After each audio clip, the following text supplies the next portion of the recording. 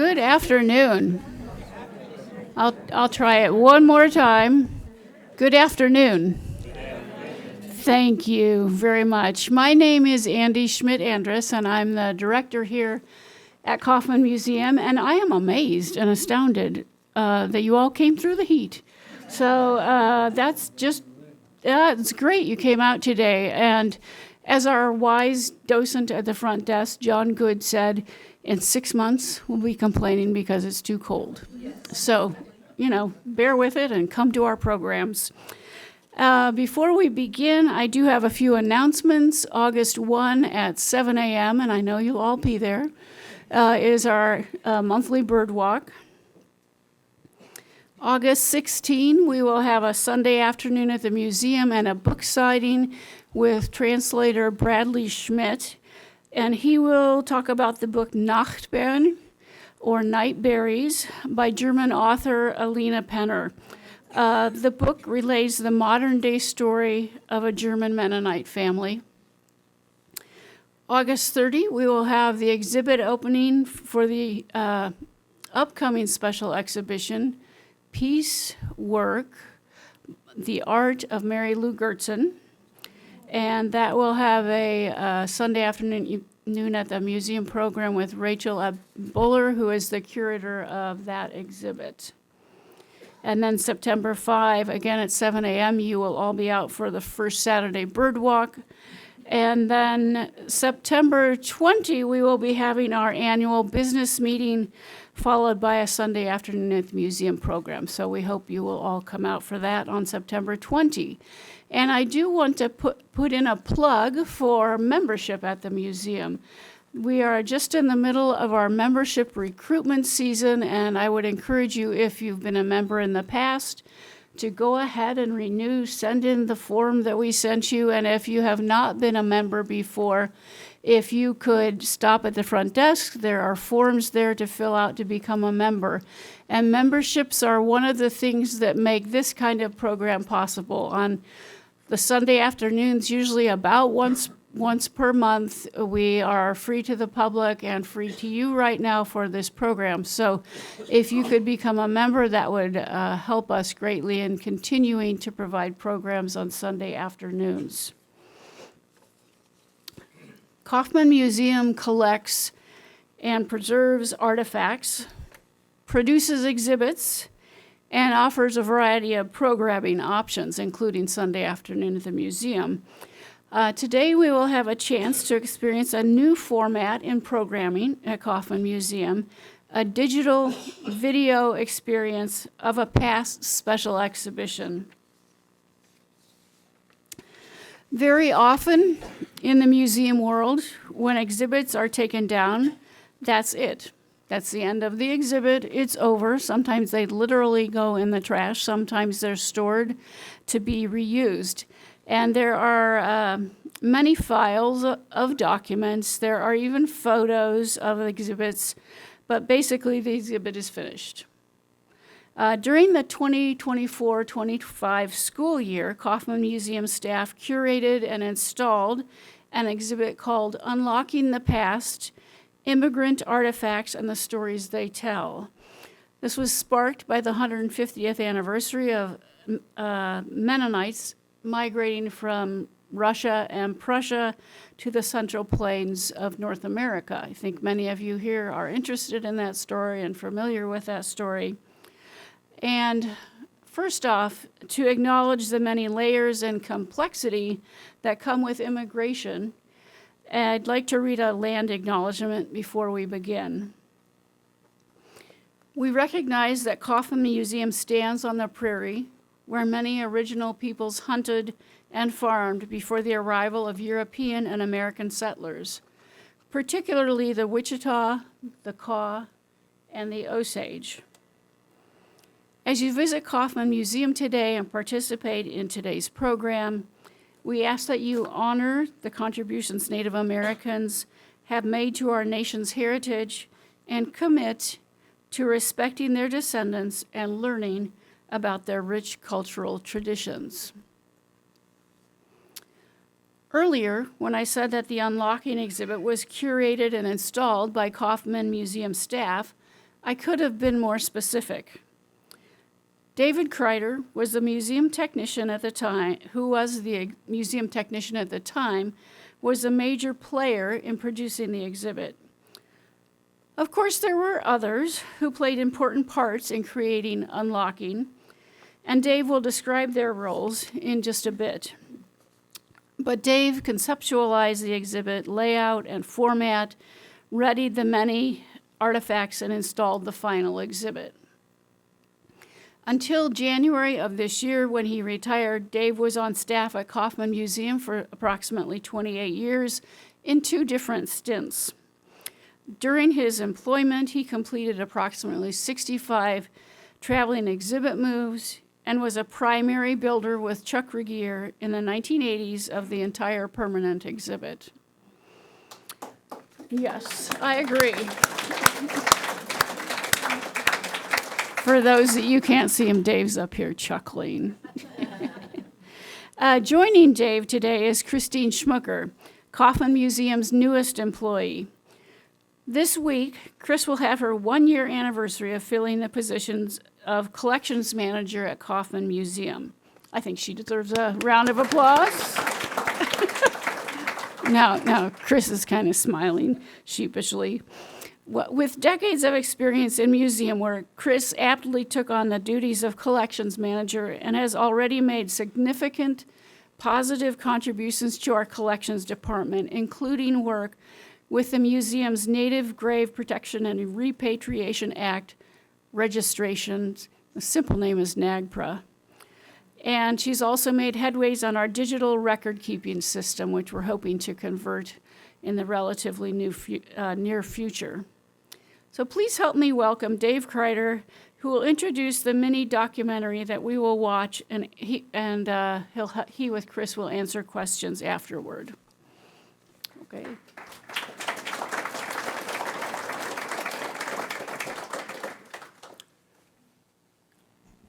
The year-long exhibit, Unlocking the Past, Immigrant Artifacts and the Stories They Tell, was deliberately planned to span those 2 years, 2024 and 2025, because there's not just one significant anniversary, but a second. In addition to the 1874 150th celebration, there was the 500th anniversary of the beginning of the Anabaptist movement in 1525. In our exhibit, we wanted to tell the broader migration story, including the beginnings of the Anabaptist and Mennonite movement, which began with migration. So it intentionally spanned 2 years, 2 anniversaries, all focused on the theme of migration. And as Andy mentioned, often when exhibits come down, they're put away.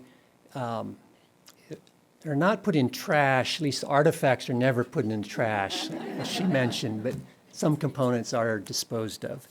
And knowing that it would be dismantled, we wanted to try a video to document some of the imagery and some of the important themes so that people could continue to engage with the theme of migration going forward and engage with it today, as we're doing.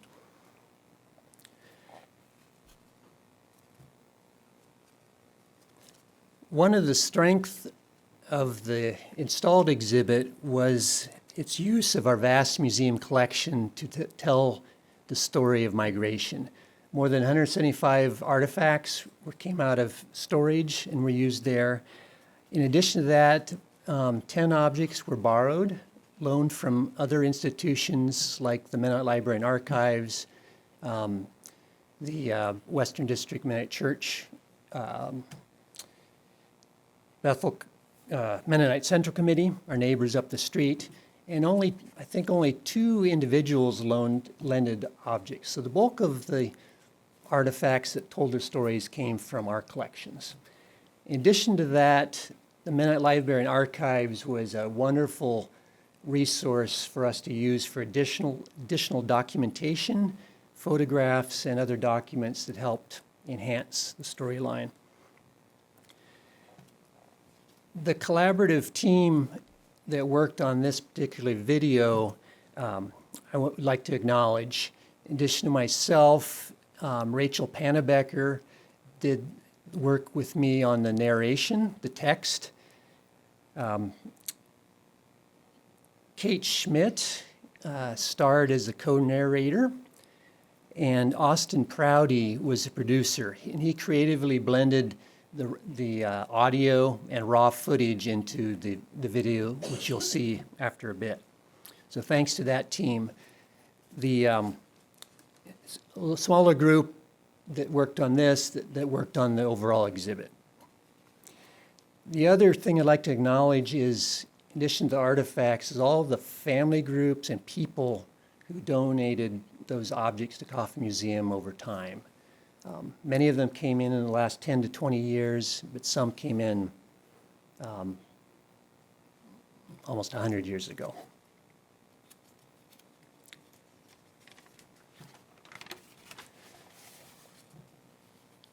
The video highlights 9 themes, and each of those themes has a focus on one or maybe 2 objects. The actual exhibit featured many more than that, but the video will select what's 1 or 2 stories to tell. And I'd like to move through the themes before we see it. The first theme is Mennonites on the move in Europe. That began in 1525. As Anabaptists were persecuted, they moved within and around Europe. The second theme is westward to America. Migration to the New World for Mennonites started in the mid-1600s, well before the large 1874 migration. Mid-1600s, and then moved west after that, up into the third theme was promoters of migration to America. And here we featured primarily the promoters of migration that preceded the 1874 migration. We think of people like Cornelius Jansen, who published a pamphlet, was distributed in South Russia, talking about the benefits of moving to America. Christian Crable, who had moved here in the 1850s, moved to U.S. in the 1850s and helped support people moving. John Funk, who was a publisher in Elkhart, Indiana, published a lot in his newspapers about immigration, and people like Bernard Workentine. In the video, it'll feature the 12 delegates who were members of various groups in Europe who made a trip in 1873 to explore the U.S. and Canada and come back with ideas of where to encourage people to migrate. The fourth theme was Native American migration and forced removal. 50 years ago, when people remembered the 1874 migration, this topic wasn't really referenced much. And now, 50 years later, I think we're doing a better job of acknowledging the forced removal of Native peoples and what Mennonites benefited from in moving onto lands that had been dispossessed. The fifth theme is fellow immigrants. Mennonites coming here in the 1870s were only a tiny portion of immigration to Kansas. I think in that decade, almost 500,000 people, the population of Kansas increased by 500,000 people. Maybe 6,000 of them were Mennonites, so a tiny fraction were Mennonites. We were not exceptional. There are many other fellow immigrants. Other German-speaking immigrants, also Swedish, French-speaking, as well as English and others, and as well as African-American immigrants from the South, all coming to Kansas in that time period. The sixth theme is the broadest theme in the exhibit, and that is the story of migration, 1874, and the periods after. We called it Beyond. And within that, we also parsed out 3 smaller sub-themes. One was being welcomed into immigrant community, where we focused on Emil Kim, a Swiss painter who was welcomed into the Gossel and Inman communities. He was non-Mennonite immigrant welcomed into a community. Another sub-theme was that of moving east rather than west. And the eastward trek to Central Asia, sometimes a forgotten part of the immigration story. Not everyone moved west to North America. And the last sub-theme in the 1874 migration was what was lost in migration, cultural patterns, artifacts that were no longer used here or used in different ways. The seventh theme, migration after war, and this particularly features people, Mennonites who migrated after World War I, the Russian Revolution, and World War II, forced to move because of war. The eighth theme is remembering the 1874 migration, and as already mentioned, 74 was celebrated widely here, and now 2 years ago in 2024, Newton and surrounding communities had remembrances. And it makes me think, how will we celebrate, those of us who are young enough in 2074, how will we celebrate or our descendants celebrate? How will we remember these migration stories? And our final theme is migration today, because this topic is not relegated just to the past, but it's current as our evening news or to our news feed that we pull up on our phone. Immigration issues confront all of us in our local community and our local congregations.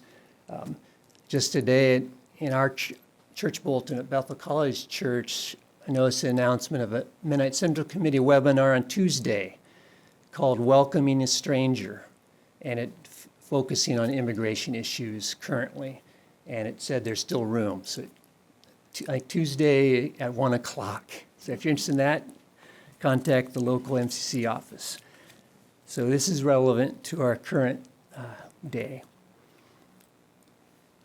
Sprinkled through the video will be reflective questions, and which you can ponder. At the end, we may, if you want to respond, at the end, we may have a time for, among those are, what are your own family stories of immigration and journey?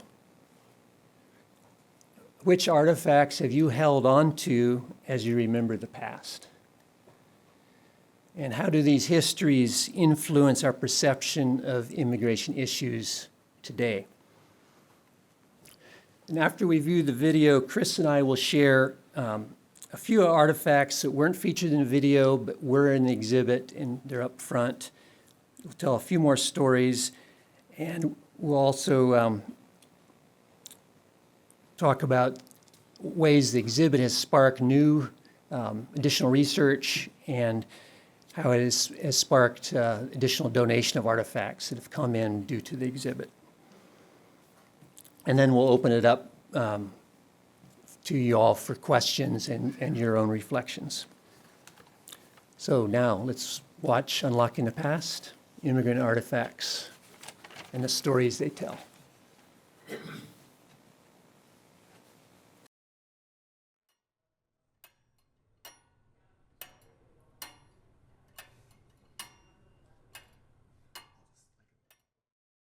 Welcome to Kauffman Museum's special exhibition, Unlocking the Past, Immigrant Artifacts and the Stories They Tell. Two significant commemorations sparked themes for this exhibition. The 150th anniversary of the 1874 mass migration of Mennonites from South Russia and Prussia to the Central Plains of North America, including South Central Kansas. And the 500th anniversary of the Anabaptist movement emerging in Europe in 1525, from which Mennonites are the faith descendants. From the earliest days of the Radical Reformation, Anabaptists have been on the move, forced by persecution for their beliefs, as well as chosen for new opportunities. Many items in the Kauffman Museum collections are reminders of these migrations and the reasons for seeking new homes. This special exhibition features artifacts donated over the past decade that reveal stories about the people who carried them on their migration journeys. There is no single immigrant story, but multiple stories that vary through time and space. As you engage with the exhibition and its themes, we invite you to reflect on migration questions. What are your own family stories of migration and journey? Which artifacts have you held on to as you remember the past? Why are these artifacts significant, and how do they guide us to new understandings? How do these histories influence your perception of immigration issues today? We will visit each of the 9 themes displayed in Unlocking the Past. The first theme is Mennonites on the Move Through Europe. As early as 1530, Mennonites from the Low Countries fled to the Vistula Delta in the Kingdom of Poland. They were joined by other Mennonites escaping religious persecution, particularly German speakers from the Swiss Confederacy. Over a century later, new opportunities arose when Catherine the Great invited people of German heritage to settle the newly conquered territories of South Russia. Meanwhile, Dutch Mennonites assisted Anabaptist refugees from Switzerland to settle in South Germany and Alsace. Others moved throughout Europe seeking economic opportunity and religious freedom. And over time, many made their way to new life in the American colonies. This Bible embodies the story of Mennonite migrations. In 1630, this German translation by Martin Luther was published in Strasbourg, now France. In 1793, Abraham von Riesen was living in the Mennonite colony of Khortytsa in South Russia when he purchased the Bible for 5 rubles and 50 kopecks. In 1875, his son Jacob brought the Bible when he emigrated to Manitoba. Descendants took the Bible to Paraguay in the 1930s, then to the Canadian province of British Columbia, then to Minnesota. Finally, they donated it to the Mennonite Library and Archives at Bethel College in Kansas. We invite you to reflect. What would make you move to another country? The second theme is Westward to America.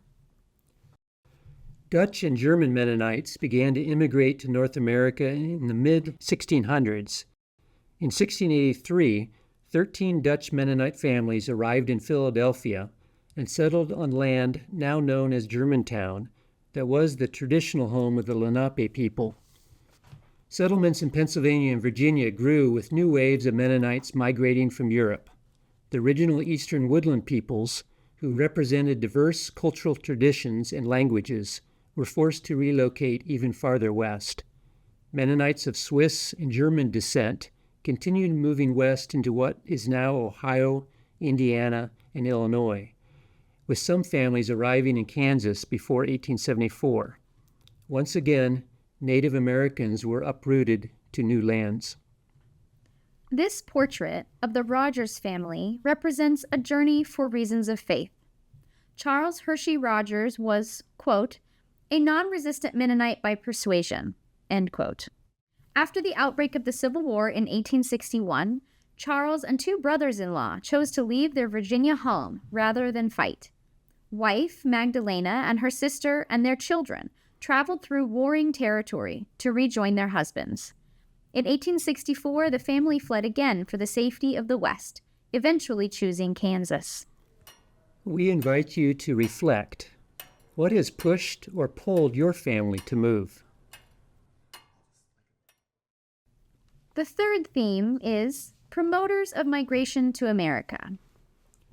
After 1870, as nationalism and militarization swept across Europe, Mennonite communities across Northern Europe began exploring new places to call home.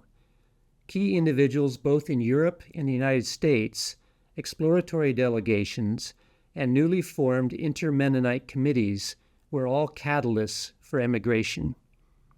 In the summer of 1873, 12 representatives from various European Mennonite communities traveled to North America to explore settlement options in the prairie regions.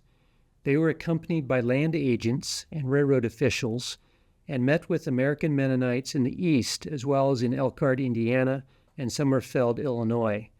Their reports became the impetus for the mass migrations of Mennonites to North America. The delegation included Cornelius Boer, Jacob Peters, and Heinrich Wiebe of the Bergtal colony, Paul and Lorenz Cheddar with the Hutterian Brethren, David Clausen and Cornelius Taves of the Kleine Gemeinde, Jacob Boller of the Alexandrowell community of Mleczna colony, Andreas Schrag with Swiss Wilhelmians, Tobias Unruh of Ostrog, Volhynia and Poland, Wilhelm Ewert from Prussia, and Leonard Suderman was pastor of the Berdansk Mennonite Church in South Russia. This samovar, shipping trunk, dowry chest, and pro-immigration pamphlet exemplify the story of an influential promoter of immigration. Cornelius Jansen was a grain broker and Prussian consul in the Russian port city of Berdansk. Beginning in 1870, Jansen used his language skills and connections to reach out to Mennonite leaders in the Americas. His notes publicly encouraging Mennonites to emigrate led Russia to expel him. The Jansen family moved to Canada and eventually settled in Beatrice, Nebraska. We invite you to reflect. Who could prompt you to immigrate, and who would you recruit to join you? Theme 4 is Native American migrations and forced removal. Native Americans have lived and moved through Kansas for thousands of years.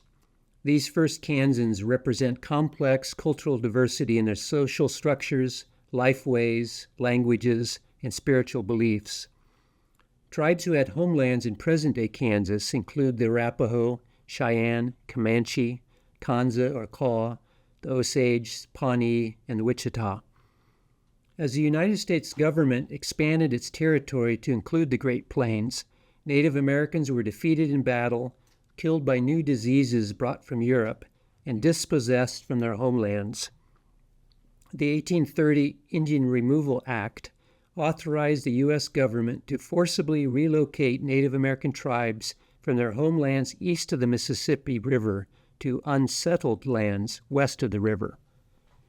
The Kanza people once lived in land covering parts of present-day Kansas, Nebraska, and Missouri. Their lands were systemically reduced throughout the 19th century, including transfer to Eastern Indians removed to northeastern Kansas. In 1872, pushed by railroad interest and increasing pressure from European settlers, Congress passed the Kaw Land Bill. This act forced the Kanza to move, and their land was resold in 160-acre parcels to non-natives. On June 4, 1873, the remaining Kanza left Kansas for a reservation in Indian Territory, now Oklahoma, and are known as the Kaw Nation. Despite efforts to erase their culture, the Kaw survive as a people with a rich heritage. Things left behind are evidence of the land being occupied by First Peoples. Dr. Waldo Weedle, considered as the father of Great Plains archaeology, described the first Kansans who lived in villages and fashioned these grinding stones. The pottery fragments and stone scrapers, spear and arrow points are remnants from seasonal hunting camps along Sand Creek, which flows near Kauffman Museum. Even after the forced removal of Native Americans, an 1855 survey noted a Kaw Indian camp on the Little Arkansas River in Harvey County. We invite you to reflect. What has influenced your understanding of our country's treatment of Native America? The fifth theme is fellow immigrants. United States Census records show that the population in Kansas boomed from 364,399 in 1870 to 996,096 in 1880. The waves of Mennonite immigrants from Russia and Prussia were boosted by many other arrivals. Immigrant groups settling in Kansas concurrently with Mennonites include African American exodusters of 1879 and 1880, which was the first major episode of voluntary mass migration among African Americans. The Volga German Catholics arriving in the spring of 1866 and settling primarily in Ellis County. Swedish Lutherans, with more joining those who founded Lindsborg in 1869. Smaller groups of Czech, French, English, and more. This photograph stands for the many African American families who settled in Kansas simultaneously with Mennonite immigrants. Groups of black settlers, organized by Benjamin Pap Singleton, were drawn by the hope of land and fair and equitable treatment. Beginning in 1878, the town of Dunlap in Morris County, Kansas, grew exponentially with the migration of black freedmen from the South. John Summer and his family stand in front of their home, located 2 miles northeast of Dunlap. The house was built in the 1880s. We invite you to reflect. What interactions did Mennonites have with these other immigrants? The sixth and longest theme in the exhibition is migration in 1874 and beyond. Mennonite migration in 1874 was markedly different from other ethnic migration stories. There was recruitment by German-speaking agents, migration of whole villages such as Alexanderville, Gnadenau, Kodosówka, and Mikulin, as well as extended families migrating together. There was settlement on lands expropriated by the U.S. government from Native Americans and allocated to railroad companies to raise funds for rail construction.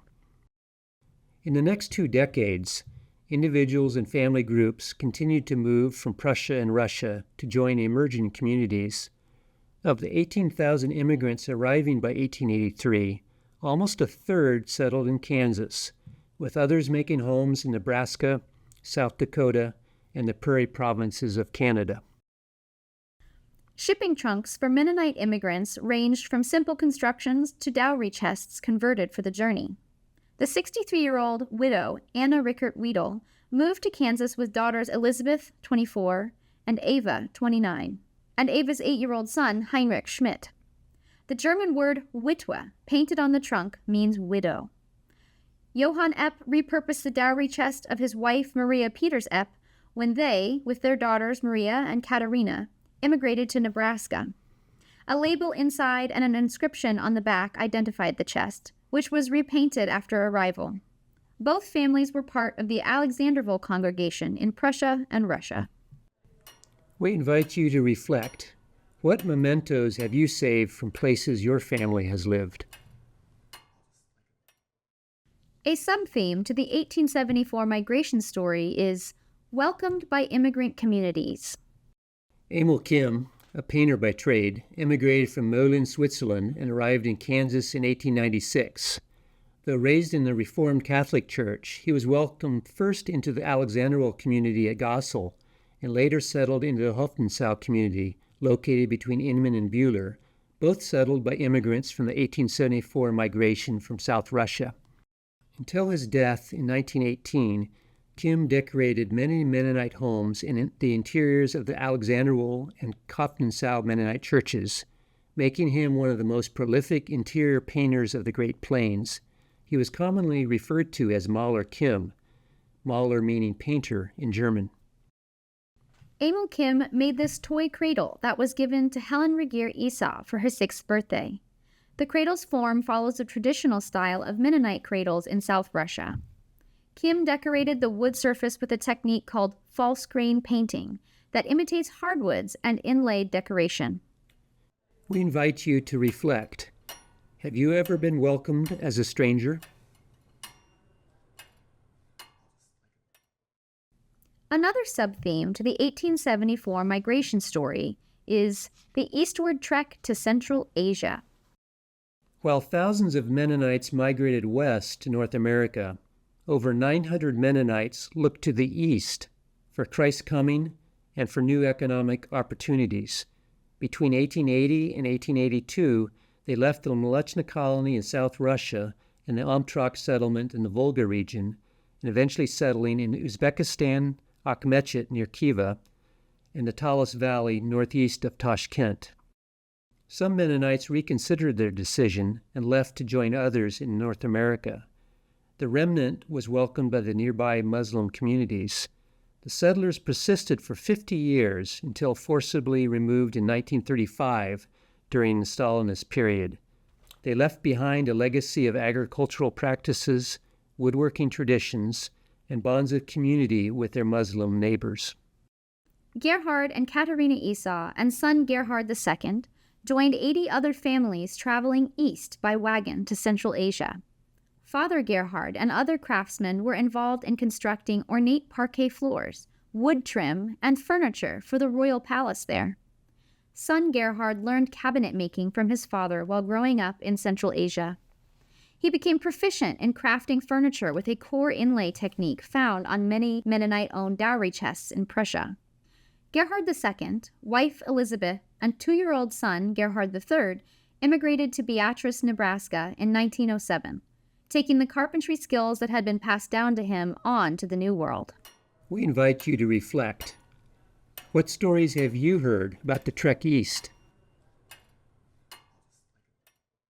A third sub-theme in the 1874 migration story is lost in migration.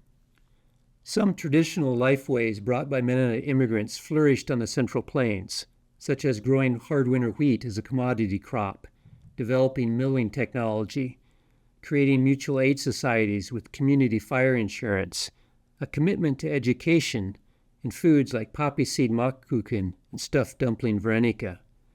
However, some technologies and cultural patterns were soon outmoded or cast aside in favor of what was modern and American. Things like growing flax for fiber and processing it into linen cloth, house barn structures, the Life Awakener medical device, row villages, and threshing stones. In 1880, immigrants from the Mleczna colony of South Russia constructed this adobe building for their Bethel Mennonite congregation, near what is now Inman, Kansas. Families mixed earth, straw, and manure that they pressed into wood molds to make adobe bricks. The advantages of low-cost, local materials and energy efficiency were soon outweighed by the process of being labor-intensive and less durable than building with wood.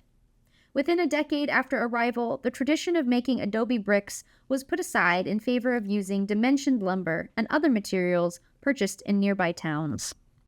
We invite you to reflect. What lost traditions do you mourn? What cultural patterns bear reviving? The seventh theme is migration after war. Mennonites who chose to remain in Russia experienced decades of peace and prosperity. But bitter conflicts in the 20th century propelled many to leave Europe for the West. In the aftermath of World War I and the Russian Revolution, many Mennonites emigrated primarily to Canada and Paraguay. World War II created refugees fleeing devastating conditions, many living in temporary camps in Europe. They sought new homes in North and South America, joining relatives or building new communities.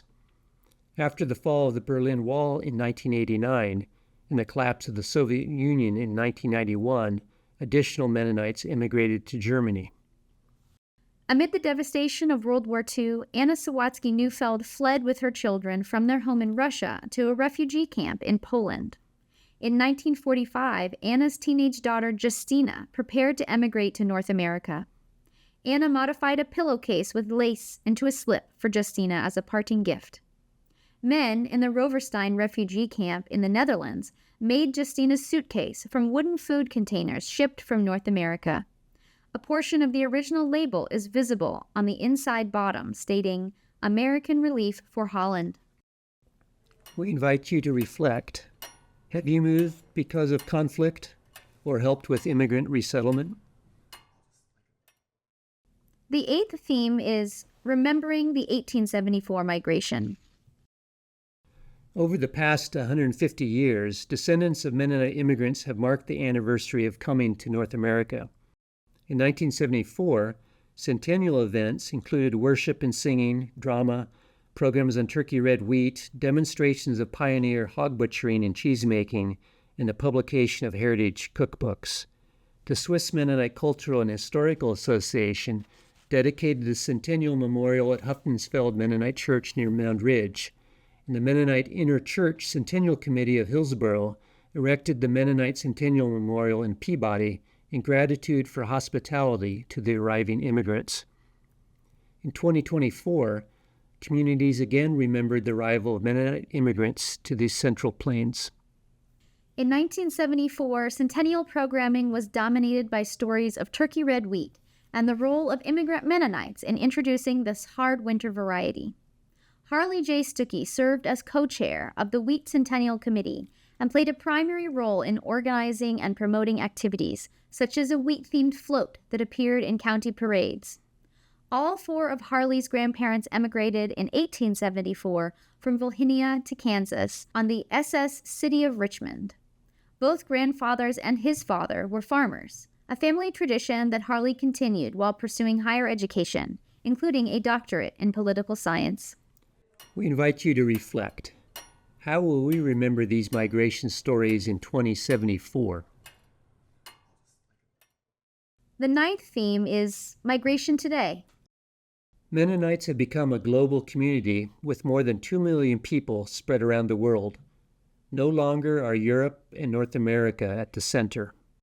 In the 21st century, our world continues to be on the move. Some choose to immigrate in pursuit of jobs, resources, or education. Some are forced from home by conflict, poverty, hunger, disaster, or changing government policies. Mennonite people are involved in immigration today as those who are resettling and as Christians who advocate for and provide relief to those building new lives. For over 100 years, MCC has shared God's love and compassion for all through relief, development, and peacemaking. MCC provides valuable supplies to families who have been displaced by conflict or disaster. Relief and hygiene kits meet practical needs with hygiene supplies and items for relief, education, sewing, or infant care. In times of crisis, MCC kits are a tangible message that their recipients are not forgotten. We invite you to reflect. How are you involved with current immigration issues? Thank you for traveling with us through our special exhibition, Unlocking the Past, Immigrant Artifacts and the Stories They Tell. The artifact stories featured in this video are only a small portion of the Mennonite history you'll find at Kauffman Museum. We invite you to explore migration themes on permanent display at Kauffman Museum of Land and People, and especially the themes of original people, immigrant people, and Mennonite life. The Mennonite Immigrant Furniture Display, The Mirror of the Martyrs display. and the Heritage Farmstead. During your visit, we hope you will ask questions, make your own connections, and start conversations.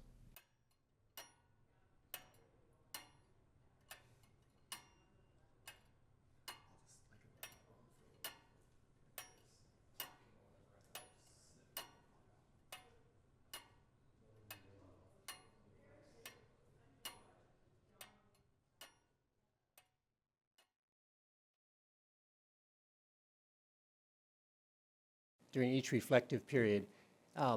That's a Kroger clock that was featured in an exhibit.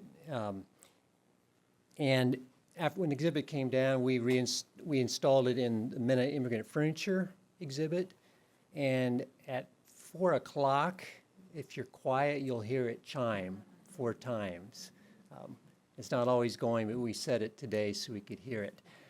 And that clock has an interesting story. It came to us from descendants of Abraham Lawrence, who in 1946-47 went with his wife to Paraguay to work with MCC doing eye surgery with Mennonite refugees who had immigrated to Paraguay from Canada and Europe.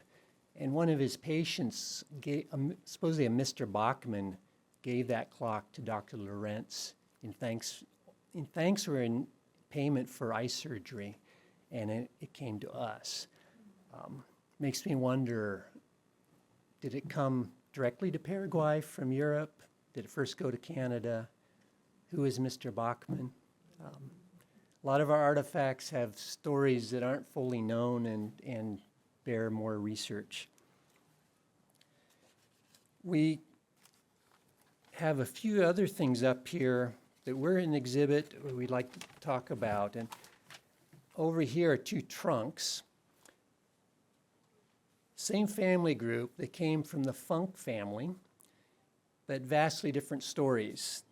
This green trunk came in 1873, belonged to Peter and Elizabeth Neufeld. They were married in the 1850s, lived in Luchna, colony of South Russia, and then eventually moved to Crimea.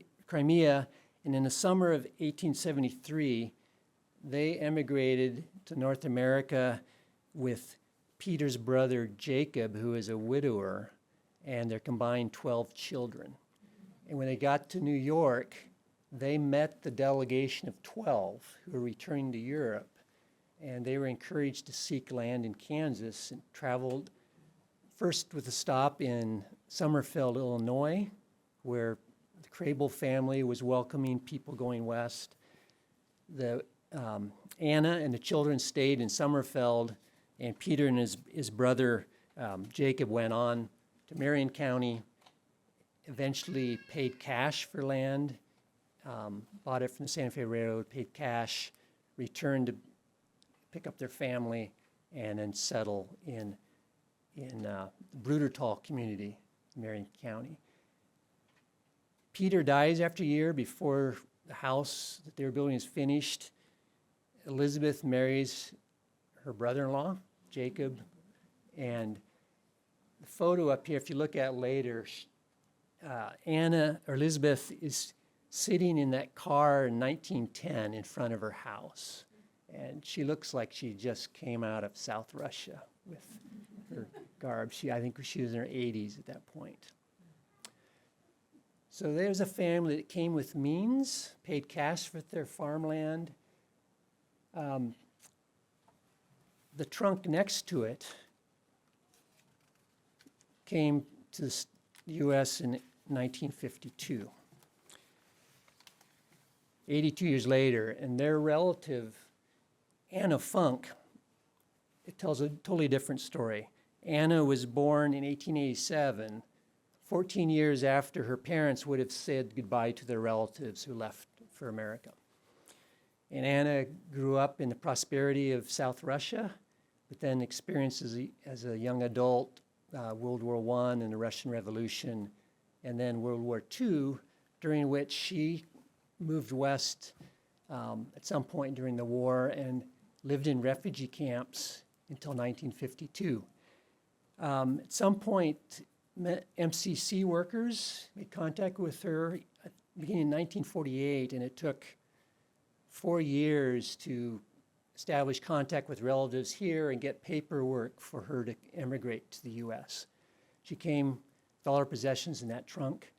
There's a period of time where the U.S. had pretty restrictive immigration policies, and she wouldn't have qualified because she had medical issues and was a 65-year-old person with not a lot of means. But she was only allowed in because her relatives sponsored her. In 1975, she died, and her estate of $343 was given to MCC to support their refugee resettlement, which at that time was helping the Umsiedler people who were coming out of Russia to West Germany. It demonstrates the power of these artifact stories. Same family, different time periods, but vastly different immigration stories. Anna's documents, her photos there, and whatever immigration, a facsimile of immigration documents here, but there's a whole file of other documents that came with the trunk that are in the library and archives, which richly demonstrates part of her story.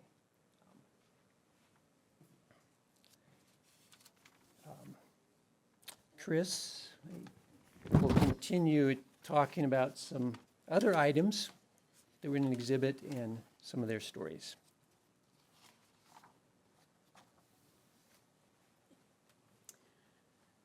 Well, in the video, you may have noticed some aprons or some that look similar to this.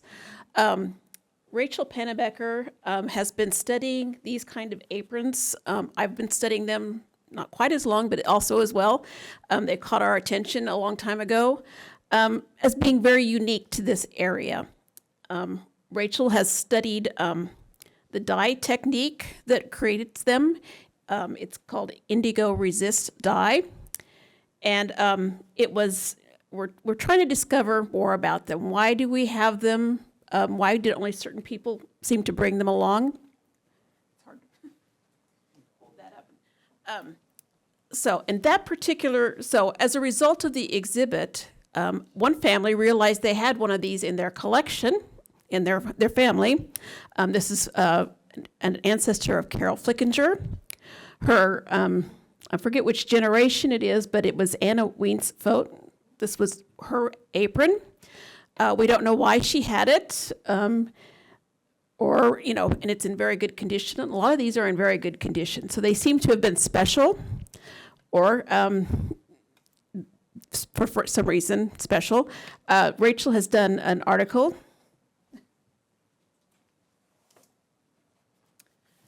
that was published. So this just shows how we are ongoing research with our artifacts that we have. But we have published in this shuttle, spin, and die pot. It's a National Weavers or a journal. The Gift of an Apron, in which we discuss the technique that they used to make this die.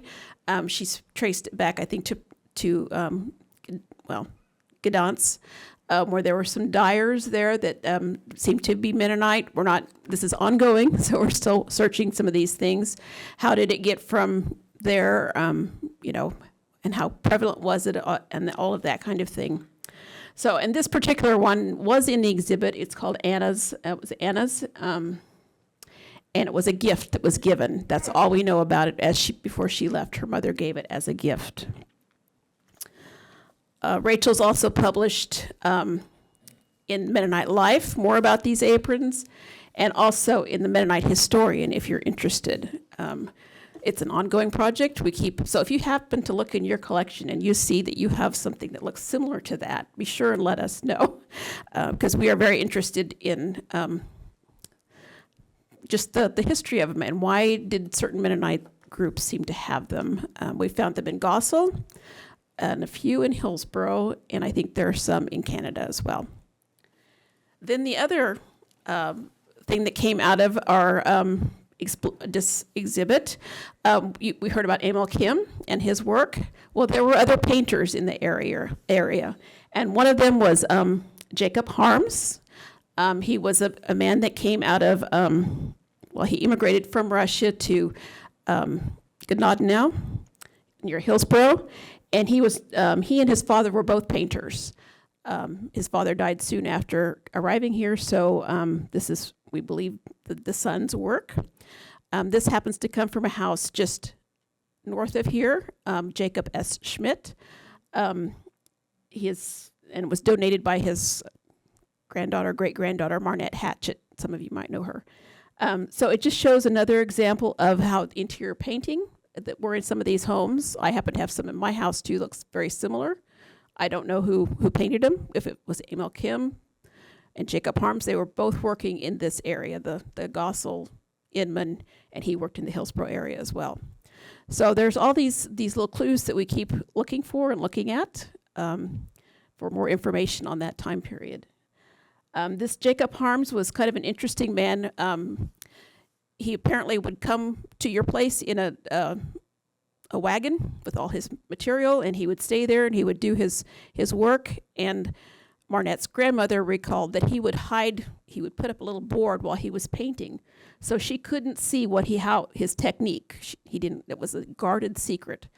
I've heard that about Emil Kim too. I don't know if that's just a common story people tell or if that's actually what happened, but that's what this Marnette's grandmother remembered as well. So those are just some things that we continue to work on and look for as time goes on.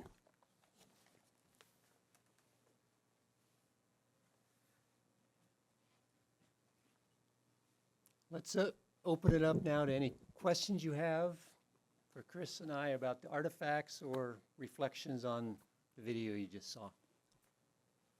And Andy, go around with a roving mic.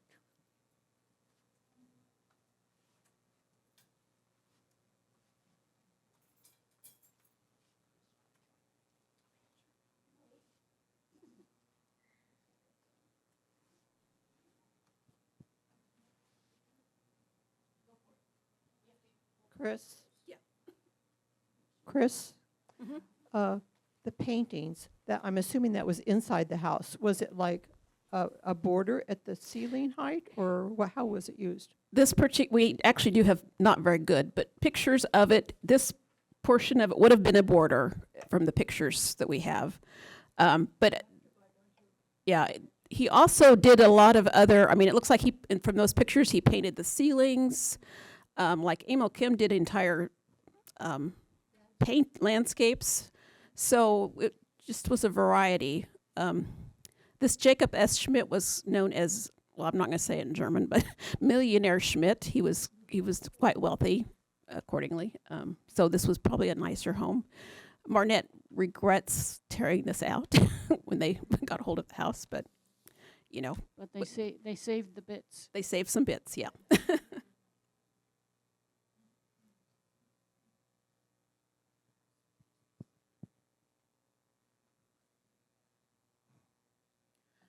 Also should add that Rachel's going to be giving a program on these aprons next year. So Let's see, I believe it's in January, and I don't know if I have the specific January date yet.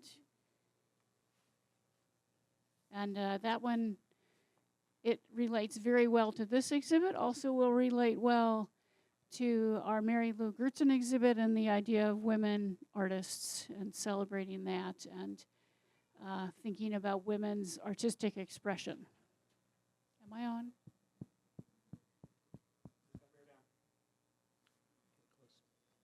Yep. Do any of you have artifacts you've held on to remember the past that you'd like to share briefly about? Why have you held on to it? Well, two things. Is this on? Yeah. Good. Like this? All right. There was a wooden peg leg shown several times in this video, and I don't know if any one of you here today are related to it. But what I wanted to say by mentioning the peg leg is there are quite a number of artifacts to which family reunions make regular pilgrimages. So we had to pull that out of story a few times, and the other thing that happens, why artifacts land here sometimes, is that there is conflict in the family as to who will be the next person to inherit it. And in order to avoid a family fight, they donate it to the museum. So that is another good reason to bring something well documented, preferably here, to keep the peace in Mennonite families. In terms of, I was thinking about your question, what do we hang on to? And we had seen some trunks. I mean, this would be just an example from my life. But I hang on to two different, let's say, trunks or different travel things, but they were not all travel things. So I have a travel trunk, early 20th century travel trunk that my father used when he had to leave his studies in Königsberg, for example, when he had tuberculosis as a young student, to travel to Switzerland, where he then worked as a private teacher for an American family who also had children with tuberculosis in Switzerland. And he spent several years there until his tuberculosis was healed. It flared up again later in life when he was in British imprisonment after World War II. But anyway, that trunk is very dear to me because it carries part of my father's history, and there's more like that. The other very nondescript, plain, square wooden box with beautiful, what do you call that nice joinery with? Dovetail. A plain wooden box joined with a dovetail was initially made for my mother after World War II to keep our food warm. It was lined with straw, and then if she had cooked, on the wooden fire, her potatoes or something like that, or soup. Anyway, it sat in the Wärmekiste, yeah. So it was a Wärmekiste, a warming box. And then it was repurposed to carry some of my stuff when I married my dear husband in Germany and then had to move to this country. So those are things I hang on to. I just want to mention, she mentions the crutch. It is on, we got tired of taking it out of storage when people wanted to see it. So it is on exhibit as you're going to the Mennonite furniture exhibit. It's in one of the little kind of cubicle things there. If you want to see this crutch that is so important to the Entz family, correct? Yeah. So straight back that way.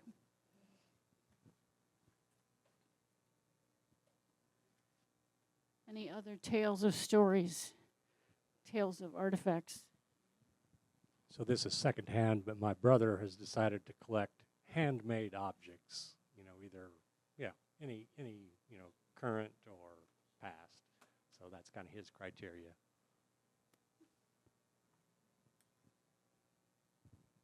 Could you hear that in the back?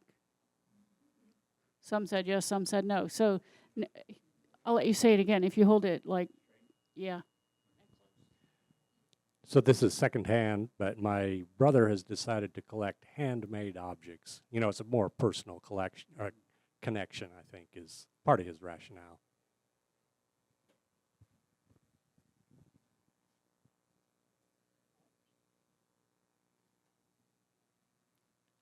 All right, even if you aren't saying it here, I'm sure it's spurring many thoughts about things you might have in your own home, or things you've saved, or things perhaps that you've already donated. Any other questions or comments before we end for the day? Okay, I'm sure David and Chris will stay up here if you have any other questions. So thank you so much for enduring the heat to get here, and safe travels home, and then stay cool.